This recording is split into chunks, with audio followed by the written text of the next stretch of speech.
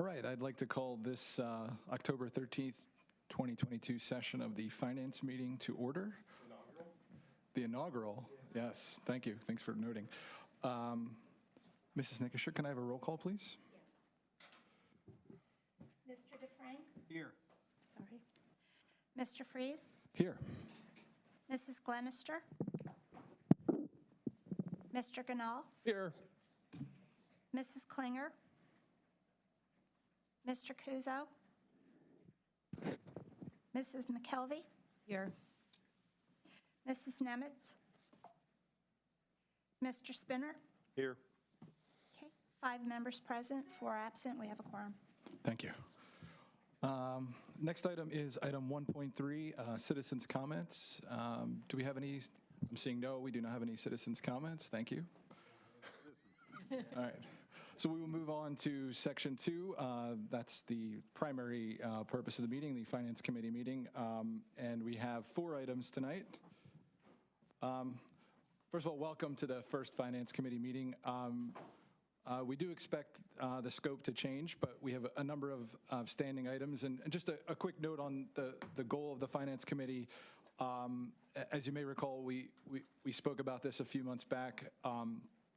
Focus is going to be on a number of items, evaluating revenue sources for the district, monitoring annual budget timeline, which we're going to talk about a bit tonight, looking closely at the health of the district, reviewing financial needs for capital projects, which is also going to get covered tonight, and then making recommendations in those areas. So keep that in mind as we dive into these items. With that in mind, we have 4 items, as I mentioned.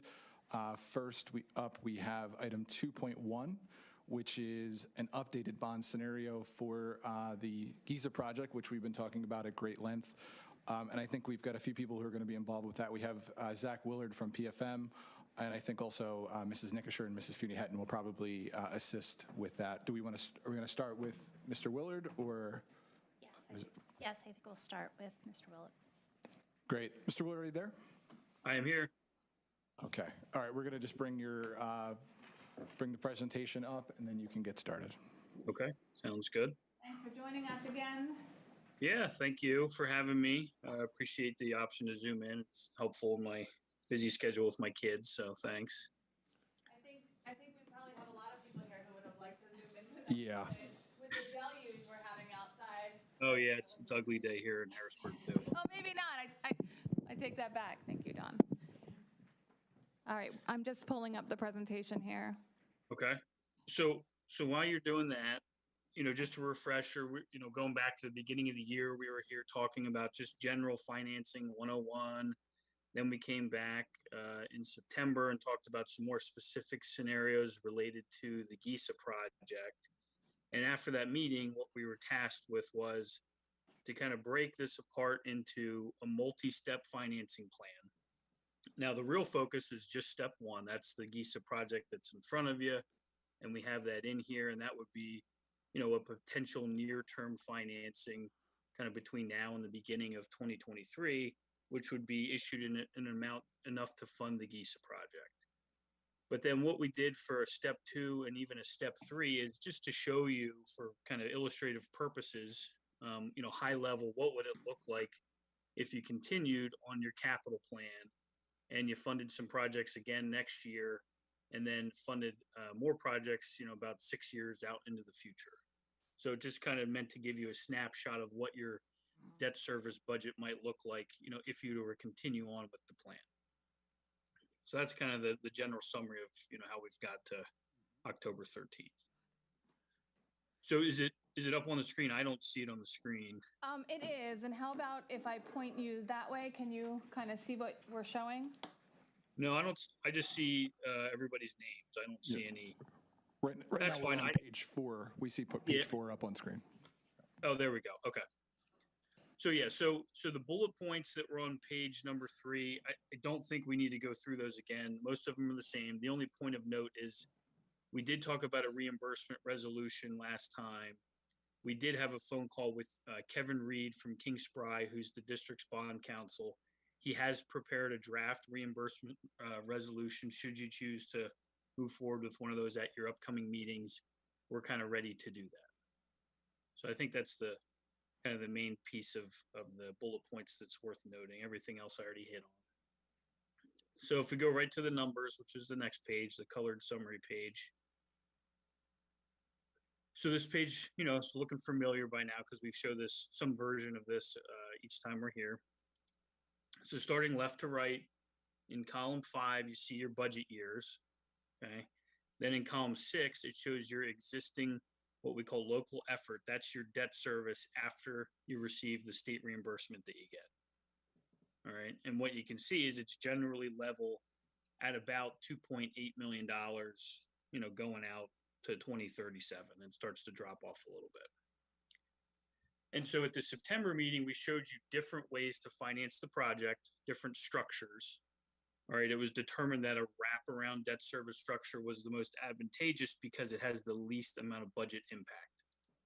So when you looked in blue, which is columns 1, 7, and 8, you'll see a wraparound bond issue that's going to get you $7,468,000, which is, I think, the exact amount that the GISA project was determined to be. It does this over 20 years. And in column 7, you can see what the debt service for that new bond would look like. So you have smaller payments up front, which is by design to help mitigate the budget impact. And then as your old debt pays off in column 6, you can see in column 7, we wrap in the new debt. Okay. So then column 8, when all the dust settles, you'd have enough money to complete the GISA project, and your new budgeted debt service would be column 8.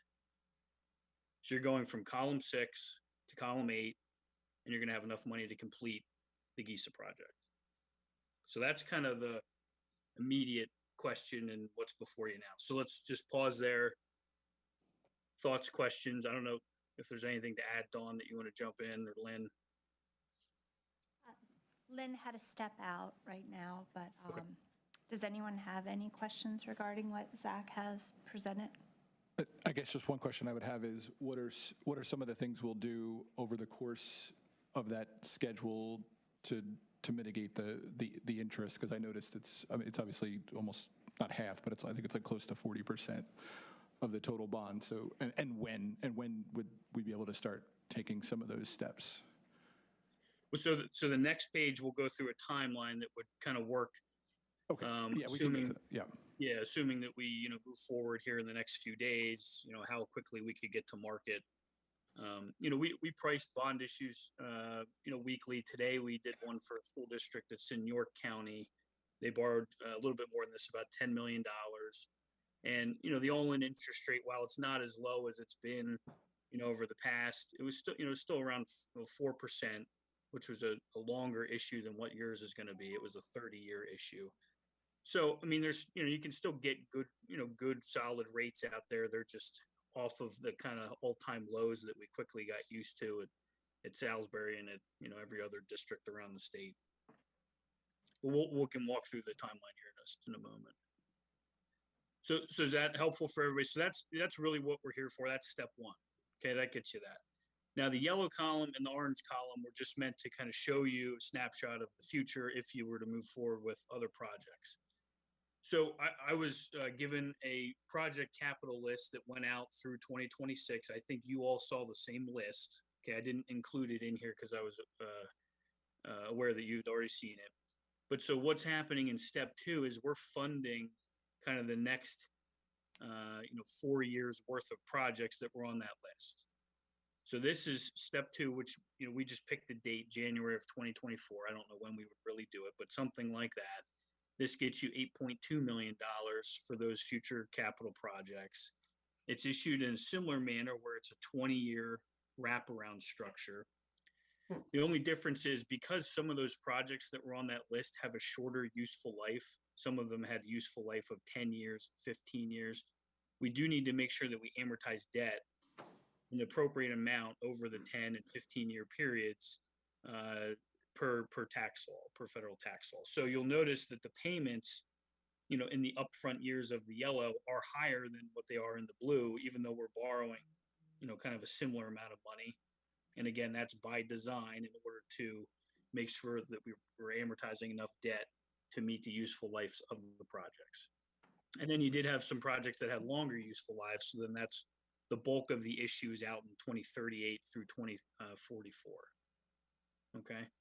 So again, when all the dust settles, you'd be going from column 8 to column 10, and you would have completed the kind of the next phase of capital projects. So I'll pause again for thoughts and questions on that. Everybody following? Okay. Seeing nodding heads, I think you're good. Okay. And then the very last piece of this, which is set for 2031, so obviously, quite a few years from now. But again, it's just meant to show you an illustration of approximately, ballpark, what would it look like if you then did a third borrowing for about $10 million. It would happen in 2031. It would be for future projects, which I think were less specific than, what we talked about in the yellow scenario. And again, what it's showing you is, in the out years, so talking about, budget years 2032 and 33 and 34, your debt service is going to have to get up into the $4.2 million range annually in order to pay for the third piece of debt after you issue steps 1 and 2. So that in that scenario, you're really starting in column 6. You're going to issue column 7, you're going to issue column 9, and then you're going to issue column 11. And then column 12 is where you end up in 2031 when all the dust settles. So it's quite, you do have to get your budget up pretty high. It's, quite a significant impact to the budget. Now these numbers will change, based on where interest rates are, based on, what projects you show us in the future. So we're always happy to update these scenarios, but this is a good snapshot of kind of how this could unfold over the next 7 years. How's that? Very good, Zach. Helpful? Okay. Helpful, but not Right. good news. No, not good news, but that's the reality of it. Mm-hmm. Okay, so then if we go to the last page, so the last page is, again, designed specifically for step 1. All right. And it kind of goes through the last couple meetings. September 7th on there. So then we're here on October 13th. We're talking about the financing plan for the GISA project. If you would like, the earliest possible date you could tell the financing team that you'd like to proceed would be your October 19th meeting.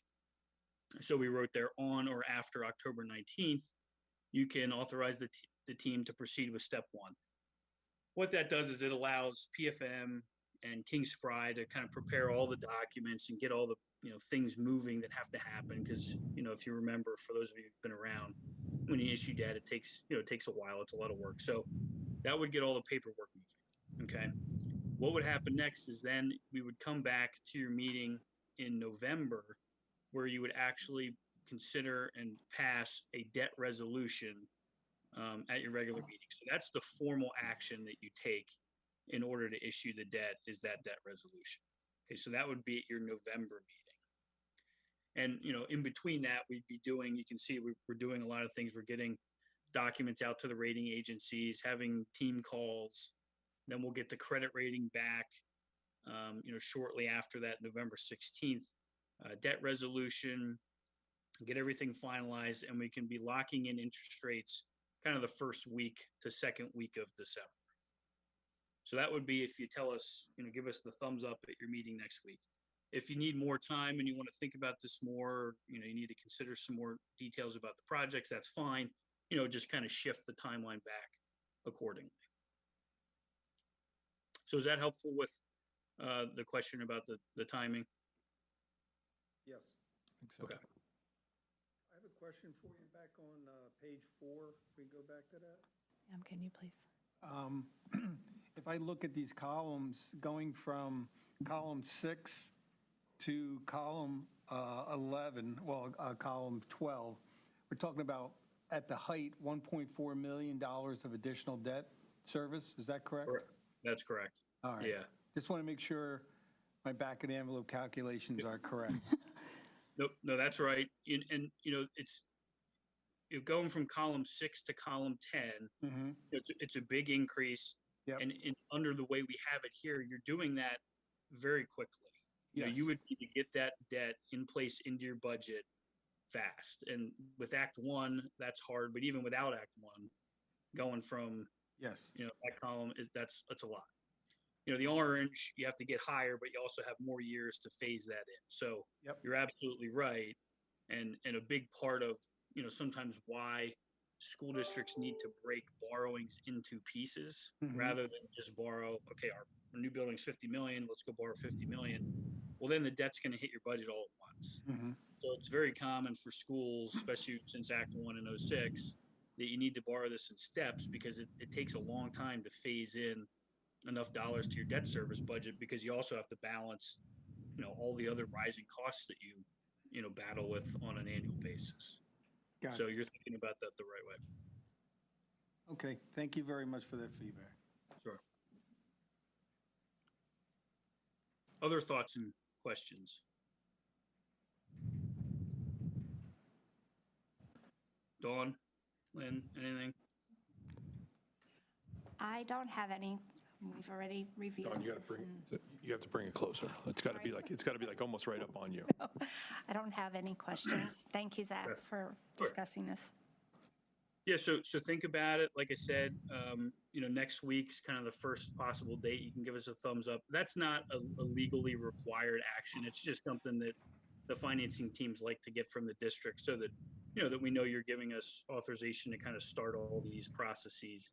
It doesn't lock you into borrowing the money. If you come back 3 weeks from now and say we don't want to do this, or if the market shifts drastically, there's still plenty of time to hit the pause button. But it gets us moving with all the paperwork is essentially what it does. Yeah, so to be clear, we're looking for authorization for step one tonight. Does anybody have any concerns with that ask? We're going to bring that to the board next week. I just have a question for Dawn. What was our budget this school year for debt service? Because I know it wasn't 946,810. It was somewhere, is it like 2.9? Yeah, 3.0? it was around there. And Okay. there was some cushion built in Okay. that with debt that was coming off that we Okay. didn't have to pay, that got pushed out, that we left in there to build fund balance. Okay. So we're good in that area. Yeah, I can't tell who asked that question, but if you remember from last year, we did the debt restructuring, which was designed specifically to make that number really smaller. And the difference between what you budgeted and what you see on that piece of paper was supposed to go, towards your fund balance. That was the idea anyway. And then one other question, more for just timing beyond step one. I saw we had a note of a settlement of January 2024.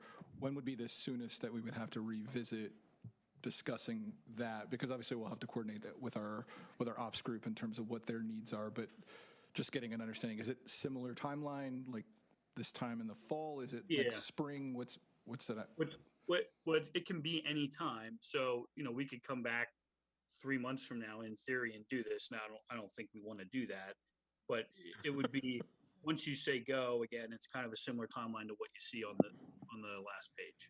Okay, thank you. And I would assume that before you say go, we'd come to a meeting and kind of go through the same steps that we've taken here, so you understand what you're doing and what the budget ramifications are. But once you say go, it's kind of that 2 to 3 month time frame to actually get ready and issue the debt. Sure. Okay. And we just picked January of 24. That's not a real date. We just needed to pick something. No, it's helpful to have the timeline so we kind of can consider that for the future. Yeah. All right. Any more questions for Mr. None for Miller? him, no. Okay. I think we can probably let him go then. All right, Zach, it sounds like we are good. Thank you for taking some time with us again tonight. Sounds good. Thanks, Thank you, everyone. Zach. Thanks, All right. Mayor. All right. Bye. Based on that, it sounds like you might have another Yeah, question related the to. question I have is for Dawn, and we've done this before, and I think it would help the board. What is going to be the average increase to a household for the 4.1% increase in Act 1? $157.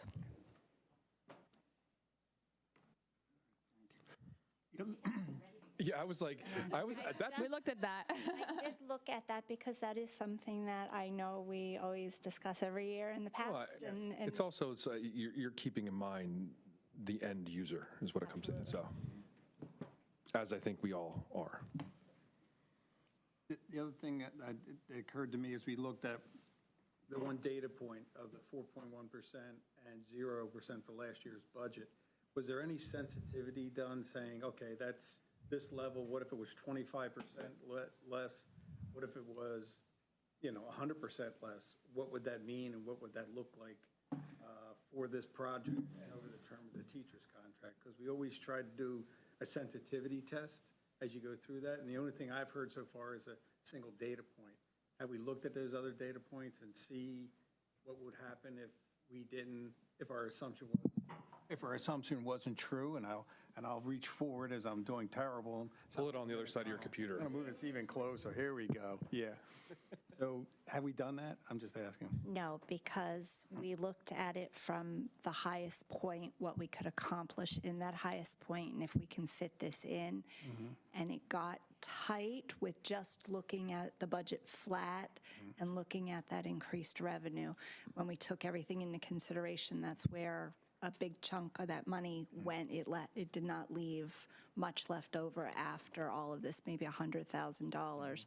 So as we start to go through the budget and start to look at things where we may be able to shift money around in the current budget, we may be able to look at changing that. But for the first look to see if we can even accomplish the GISA, it was looked at what 4.1 would bring in, and that may even change when we go to look at the assessed value at the time of Yeah, I hear you. doing the millage. So it may go down, it may go up, but that was the assessed value as of 6/30. So that we have to take into consideration. Assessment appeal is changing the values. Yeah, what my question is, and here's my concern, if that is 25% less, what does that leave us? I mean, I remember Mr. Freeh's sign, I think was the best sign I ever saw anybody put up. Still got $1.5 million deficit. So if we happen to take a step backwards and that comes forward, and we agree to this, and we settle in the teacher's contract, which we're obligated, and we can't walk back from that, what does that leave us as far as, I mean, the only thing we already closed the building, so we don't have that decision to do again. It just leaves us teachers, and that's like the most horrible choice of all. That's what is, I'm angsting over, knowing that this is a number that makes everything work, but what if reality is here, and what if reality is here? That's where the hairs on the back of my neck go up. That's my concern, and we haven't discussed that or presented that to the other members of the board of what that could be. And I'm just talking openly. No, I'm not accusing anybody. I'm just saying that's my fear, and that's what makes my stomach turn and get a little white knuckle. Everything this man discussed, they're aces. I've dealt with them before. They know what they're doing. Going through the GISA project and all that, the people we work with, they're top-notch people. And I think we vetted that tremendously. And so we know what we're doing there. And I have no questions that these are going to perform and deliver what they say they're going to do. It's just the money side and the commitment over time. With the unknown. Yeah, not knowing what the state's going to do. And I've been around where the state has yanked the rug out from underneath us and took money away from us. And so I'm like, oh bleep. So what do we do? Okay, if it was 25% less, what does that mean? And if it's 50% less, what does that mean? And I think we need to look into the abyss a little bit to give other board members a clear understanding of what this ramifications mean. And I'm just saying it out loud and seeing what everybody else thinks. I don't want to be Dr. Doom. No, I think that's a really good point. And I think, too, something that we need to consider probably within this committee is what types of planning do we want Lynn to do, right? I mean, I know that other districts have done personnel audits. Is that something that we need to be doing? Or do we need to do some sort of operations audit? Like, what kind of things do we need so that, we kind of have a plan B, the one that's distasteful and that nobody wants to do. Correct. But, so that we don't get to May and then it's panic because none of that work has been done. And hopefully, not that I want you to do work that we never use, but you understand what I'm saying, that we have something in place that, and we have some options, like we can cut here, or we can cut here, or hopefully we don't have to cut it all, but Exactly. Yeah. I want us to be prepared for that eventually. Yes. We're in a position now with at least one of our facilities in the very near future that if we don't do something, it's gonna start to be a situation where we can't use it anymore. We've gone through that. So I see where you're getting at. Like it's not a matter of if we're going to do anything in the middle school, right? We have to. We're at that point. We're doing it, yeah. So we also have to keep in mind, and to both your points, is all right. We have to do this. So what is our what's plan? Whatever plan B, C, or whatever you want to call it. I mean, we're married to this. Once we do this, we're married to that. Once we sign the team We're married to contract, the blue right now. Yeah, we get no relief from that. So we have to think, well, what do we do to make this thing function and work and go forward with that if that transpires and happens? And it's a terrible thought, but that's what we get paid for, is to do those what-if scenarios and have that prepared when we go down there, because we don't want it to be a fire drill. And to Joe's point, and just so you know, we've been hearing about those HAV system at the middle school for 7 years. I mean, Bill's come in here and read the flag up, and I'll duct tape it, I'll keep it going. I've heard about it for the 2 years I've been paying attention, so I believe you, yeah. I mean, you know, Joe, me, and the others, we've been hearing it forever, so it's not out of left field. Finally, the card came. The card came and said, okay, guys, you can't kick the can down the hill anymore. This is it. It's showtime. We got to replace those things for all the good reasons, and I don't doubt any of the good reasons because they're valid.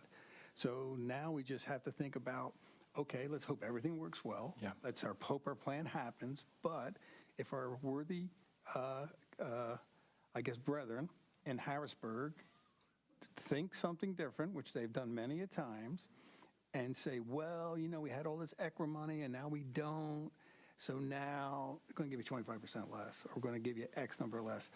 It's a real possibility, and I don't want us to be flat-footed, and we ought to know what that means, really. Was that Sam's way of calling me old? No, you're seasoned. Laura, to your comment about looking at other options, one of the things we're going to be discussing will be coming up later, trying to look at other ways of generating revenue too. So that's going to be another item that's going to be discussed. So we are going to start, really trying to look at where we can cut back, where we can generate other revenue, because the last thing anybody wants to do is cut programs and staff. I agree, yeah, and I'm glad that you're thinking that through, and I'm interested to hear what Joe has to say, so. To everyone's point, is it reasonable to pick a lower threshold to model against?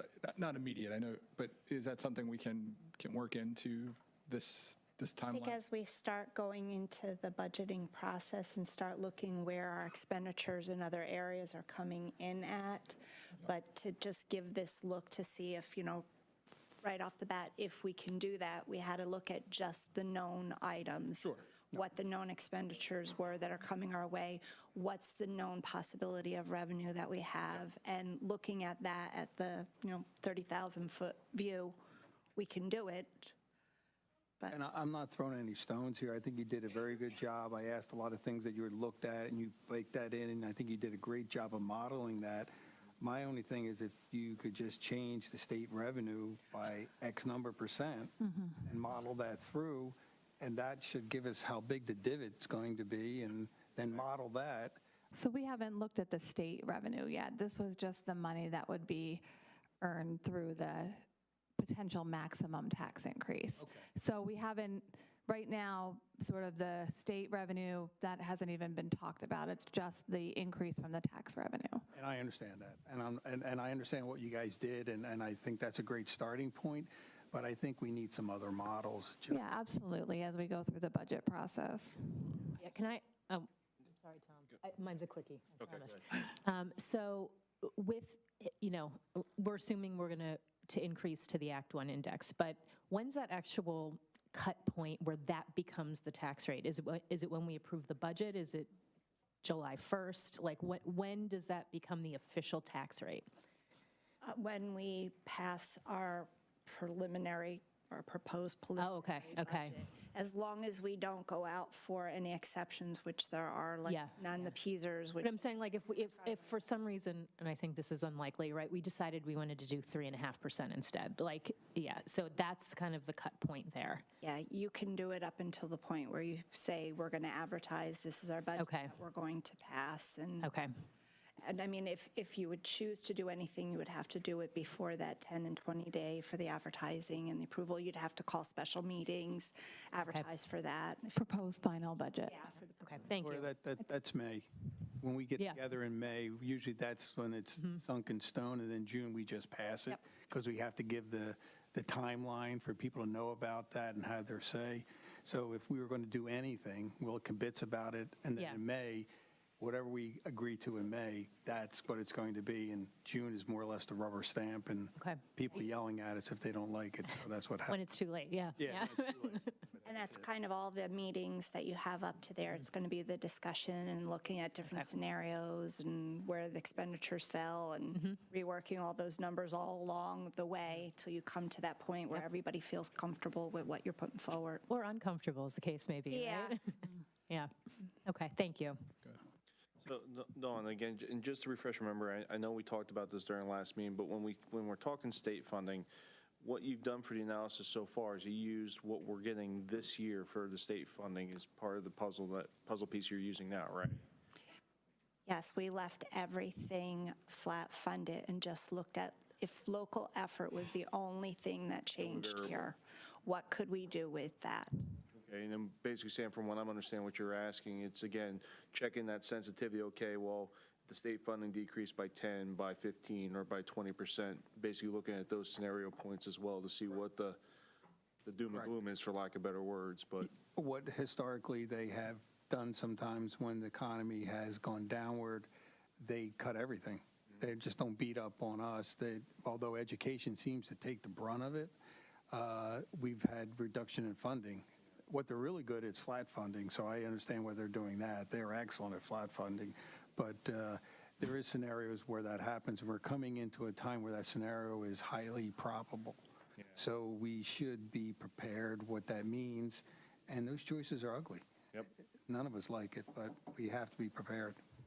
So Sam, I absolutely agree. We have to be prepared. And Dawn and I attended a financing workshop last week, and they were really thinking that we were going to get more money this year, surprisingly, largely because of sort of the rainy day funds that have been a result of ESSER and additional money that they have in their account. So, and we also had an opportunity to analyze sort of our share of the money. So if we get more money, somebody else loses money unless they put money into the pot, right? So two things, they think they're going to put money into the pot, but that's a crapshoot.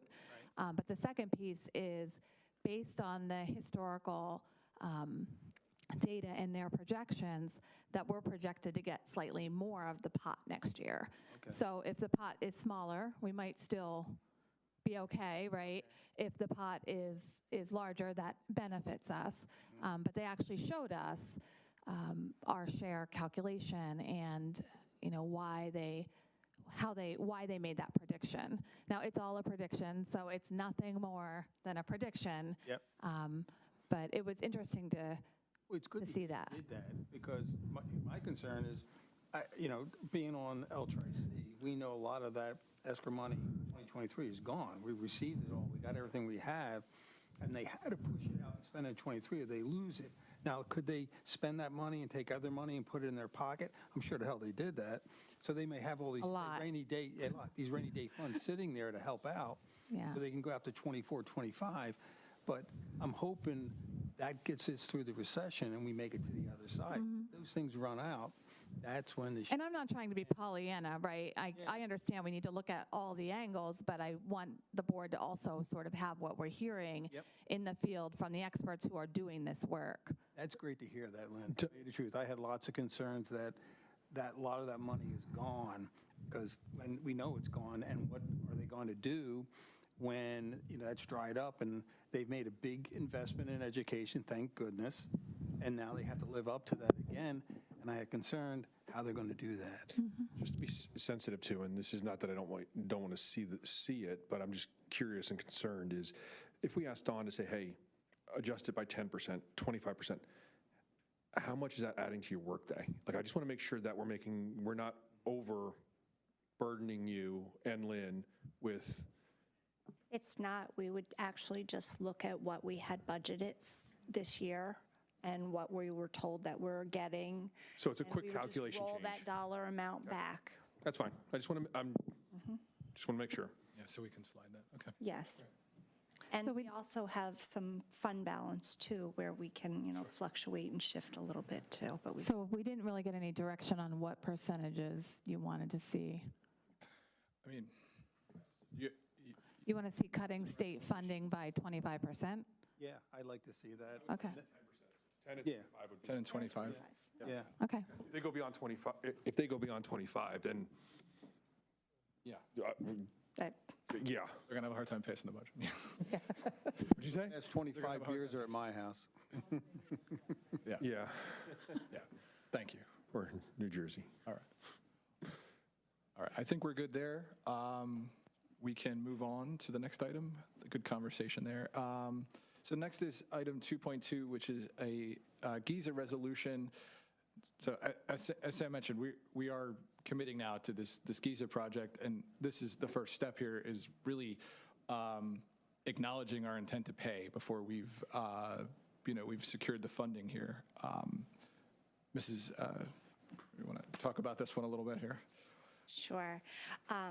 Whenever you issue a bond, if you have to put any money out of district, you pass a resolution to essentially say whatever we're putting out of the district fund, we can reimburse ourselves out of the bond for that. We did get an estimate from Alyssa at McClure. They're looking for a 20%, and at that, I believe she said it is, sorry, I did have it open. I think it was 1.6 million, right around there, that she's looking for, the 20%. And what that allows them to do is in December start ordering. And they said normally of the whole project, about 10 to 15% of the items needed is ordered right in December. And that can vary anywhere from 750 to 1.5 million of what they're ordering. And that's what they use that upfront money for. And that's what this resolution is doing, is saying that we're going to give them this money in December. We'll fill in that dollar amount for the 20%. And when we get the bond proceeds, we pay the district back out of that. So this is not so this is the authorization for us to borrow against ourselves. This is not the basically letter of intent that, there were two different things that we were looking at. There was this one where we were guaranteeing ourselves our money, but there was also a letter of intent that they said there was a possibility that we could use as well. Is that something we don't need at this point in time? The letter of intent is? There was this where this was actually more for us than this was for McClure. There was another. I thought there was another document that they were going to ask us to. Chris, am I wrong? If I recall, I think that's something that that's going to be put forward as well, but separate from this. Yeah, I understand. Yeah, for the financing. This is us for securing the funding. Yeah. I believe that's in part of the GISA agreement that you all will be passing. Yeah. This is just showing you all this will follow. If you pass at the board meeting, then we'll pass the resolution secondly after that. And this is what we have to do in order to take bond money and put it into the general fund, because you cannot legally do that. But with the resolution, we can repay ourselves for what we take out of it and use. And I assume we don't have any issues in our funds to. No, Yeah. we're fine. Okay. So Dawn, I got a question for you. Based on, and I can't recall what it is, the progressive payment schedule that McClure's put in there, we're setting this up for the reimbursement back from the initial down payment. Is there any concern of us getting to the next payment that would be required before we have bond money in hand? No, and that's something that we discussed with Zach, because the invoice is going to go out in November from McClure with a due date for the end of December. And we're already going to have everything started financing with our interest rate locked in, and the bond is going to be issued. So we'll probably be looking maybe 30 days, 60 days out, having those funds in hand, and they won't need a next payment till well after that. Okay, thank you. Any more questions on this item? And we'll have this on the agenda for next week's board meeting to approve with the numbers, I assume, filled in, yeah. Correct, that'll be completely, no, but that'll be completely filled in check. with the exact amount that we will be giving them. Okay, great. All right, thank you. And then we'll move on to item 2.3, Mrs. Nickisher again. Really going to just kind of start to lay out the timeline for the budget. I guess I got to switch. Yep, you got it. Thank you.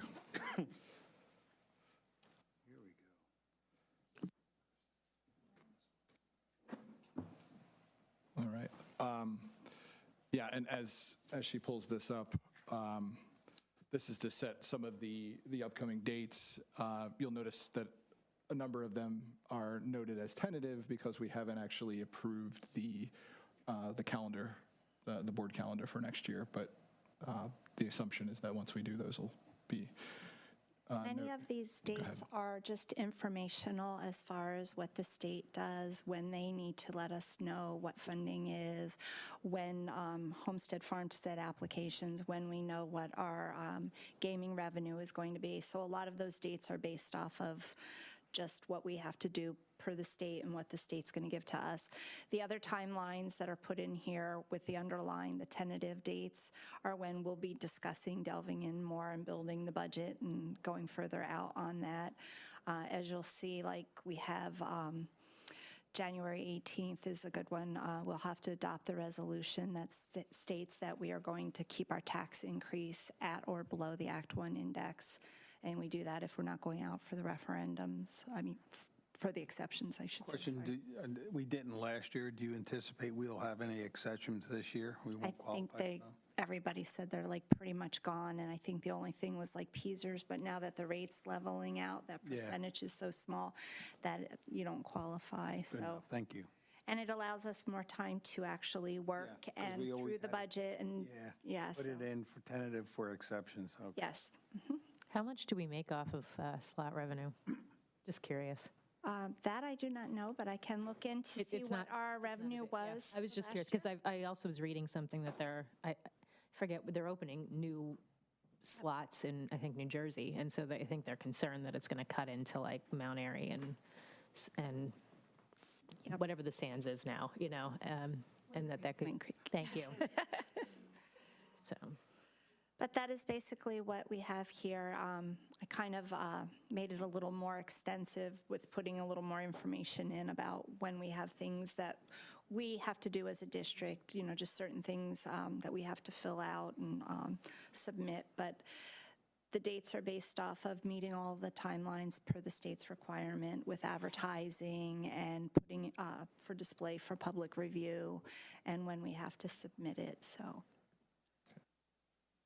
Any questions? Did you talk about the Operations Finance Committee agenda combination? Okay. Nope.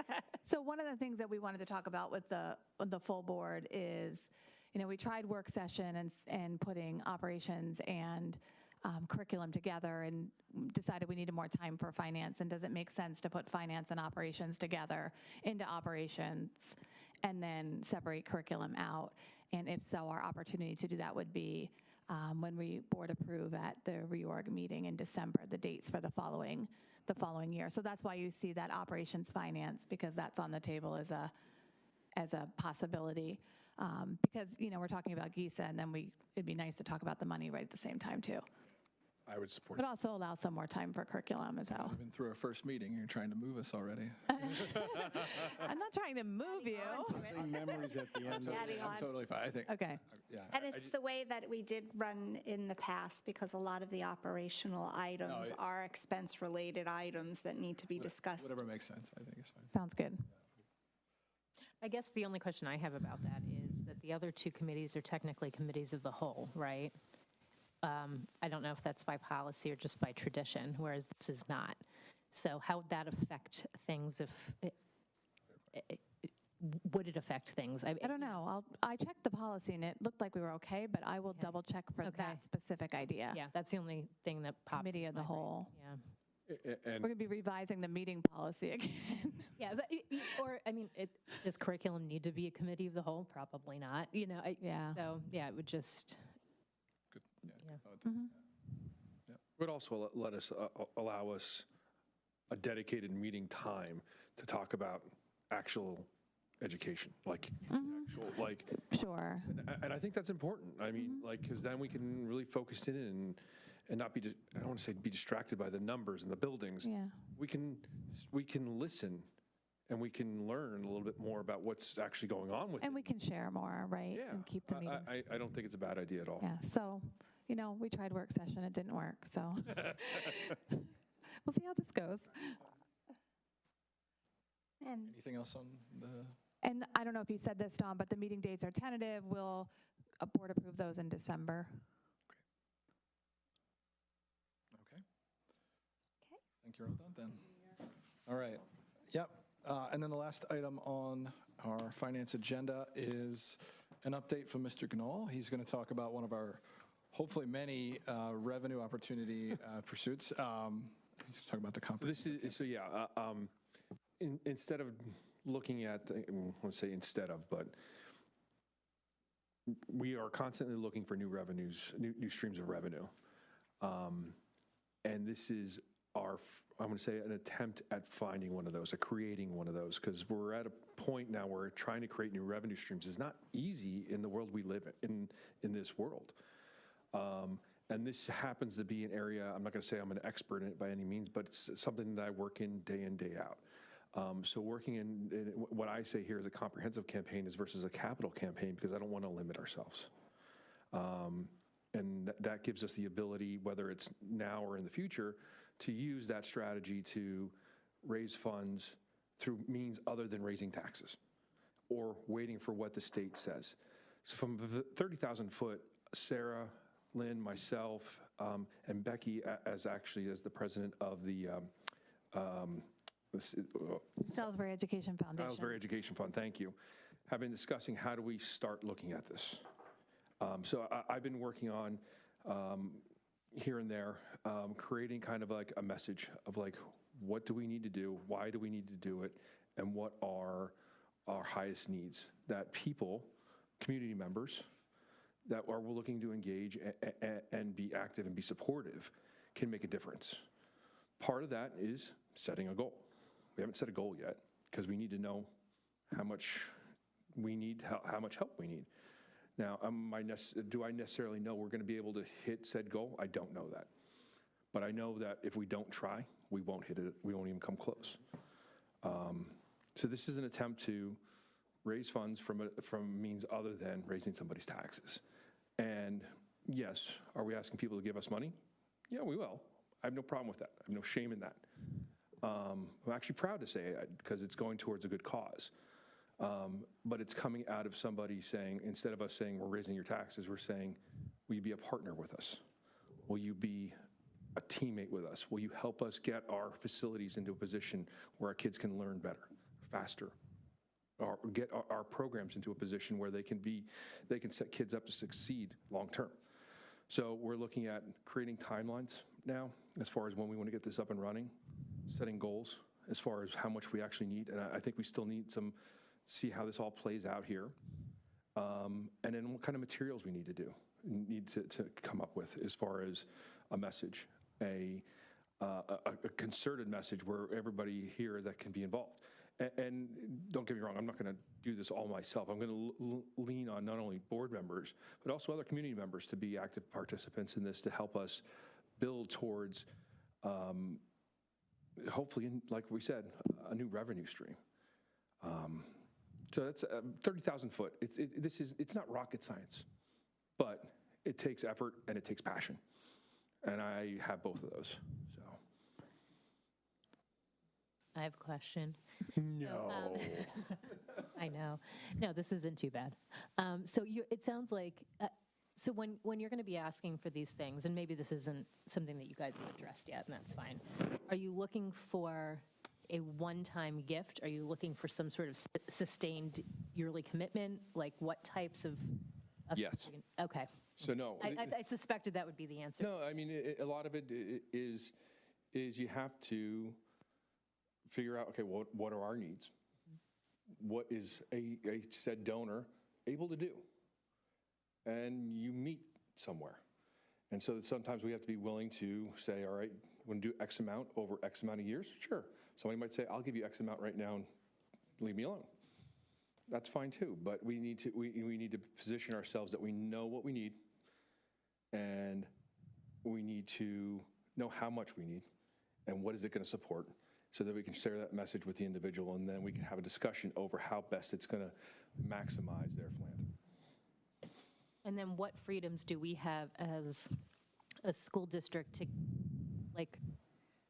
to give credit back to the individual, right? Because that's kind of the, That's and I know well, East Penn is being sponsored by Adidas now. I don't know if you saw this. They've got it. That's been like that for Okay, well, I years. didn't know, but it was all, the signage is all over the place now. It's not. But I mean, and I know we can put, but I don't know. Are we prepared to rename the middle school or, whatever it is, what That's kind of all up. flexibility That's do- all up for discussion, and Okay. we touched on that, and I mean, I like to use the word recognition, Yeah, and we just have to be careful that it's equitable. yeah. And Adidas is the Adidas deal with East Penn is a little different. It's similar to other schools, but yeah, I mean, there's conversations with individuals, with companies, with who, I mean, looking at the people in our community that can make an impact, because at the end of the day, this is going to impact the kids of our community. But yeah, that's something that we just touched on and put it in the back of our head. And I have a laundry list of those things, of things that we have to that are just, they are important, but they're not as important as the core message. And that's where we're at right now. So one question I have is regarding the core message. Is the core message, hey, we need money, or is it? Which is really the core message. Does it that? What would you like to support in our district? Or is it help us clean, brighten up the middle school library? I guess is what I'm. Yes, it's more. It might not be as specific as the specific area, but it's talking about the impact that their funding will have on people, programs, and places, and that kind of message. Yeah, at the end of the day, are we asking them to give us money? Yeah, I mean that's philanthropy 101. But if they're passionate about the library and they want to give to our library, we can reallocate funds that were dedicated to the library to something else. Yeah. So find the interest in. And hence on that. why we had the word comprehensive versus capital. Because when you talk about capital, that generally means I only want to support a building. Right. We're only raising money for a building. Well, no. What if somebody's interested in supporting choral arts? Something of that nature, so. The LTRC has the foundation, and they go out specifically for, tuition and grants and stuff like that. But we have people to come to us, and we have a formal, and maybe Joe, I can send it to you, naming of different things and what the contribution has to be for equity. So somebody that gives $50,000, $100,000, $1 million, what that enables you to do, and everybody's treated equally when you give that amount, and then you can do that. So there's a set passed by the board, this is what we're going to do, and then if somebody wants to build a new library, we're not going to stop them. Sure. Money, and you build a new library, and that's what you do. But it's all the above, but what Joe said, your message, and then equity is really important. What are the rules? What are you going to do so everybody doesn't feel slighted? Because the last thing you want to do is piss off a donor. Yeah. Make sure they're all treated well. So I think Joe has a good And plan. I would say don't get too caught up in that, though. So at the end of the day, people that get involved with this are not going to be doing it because they want their name on a wall. They're going to be doing it because they want to make a difference, and they want to help Salisbury. So yes, do we want to be cognizant of it? Yes. Do we want to have a good, solid plan? Yes. But don't get too bogged down in the drive of the person who's giving those funds, it's not about their name on the wall. It's about the impact they're having. And that really matters in your mindset, because then the person isn't on the other side of a desk talking at you, and I'm not talking at you. You're sitting on the same side, on the same bench, talking to a partner, a teammate, somebody who's in the trenches with you, because they want to make sure that they are succeeding as much as the school is succeeding, because they feel, yeah. So I leave that all in your capable hands. The only thing I'll say is I went to my nephew's play, and we pulled up at his high school, and we got to the auditorium. It was the Joseph R. Rosenberg Auditorium. He built it, and he put his name on it. And it was one of the most beautiful theaters I ever seen in my life, rivaled anything I saw on Broadway, off Broadway. So there are some people that will like that. Yeah, I know that. But That's why I leave it in your hands. The other thing- This is your field, so I leave it in your the capable. other thing, too, I'd be careful of, too, is when you said, if somebody said walked in and said they want to build a library, we're not going to stop them. We also have to make sure that that matches up with the mission of the district and where our needs are. Like, if we need a roof, I'm just using a random thing, if we need a roof, and somebody says they want to build us an ice cream stand, what is that? That's not going to benefit. The kids would argue this, but it's not going to benefit our educational mission here. So we have to make sure that we're open-eyed about it the entire time. I don't know, we could run a pretty neat entrepreneurial program with an ice cream stand. We can put Rita's in, yeah. Yeah. But to Sam's point, the board, and to answer Laura's question too, the board can decide in terms of recognition through policy too. Let's go. All right. Wonderful. Love the update. Please keep us apprised with more. And if you saw the community update, we did put out a note. If you're interested in volunteering for the Salisbury Education Foundation, you can connect with myself or Becky Glenister, and hopefully we'll get some people who might be interested in joining us and just want to engage in the conversation. Thank you for that. That's it for our agenda. Our next and last, maybe our last meeting is Thursday, November 10th. With that, can I get a motion to adjourn? So moved. Second. All right, we're done. Thank you so much. Thanks, everybody. Thanks for watching at home. Real quick, Chris, on next meeting, can we put on there, Laura brought up before about need for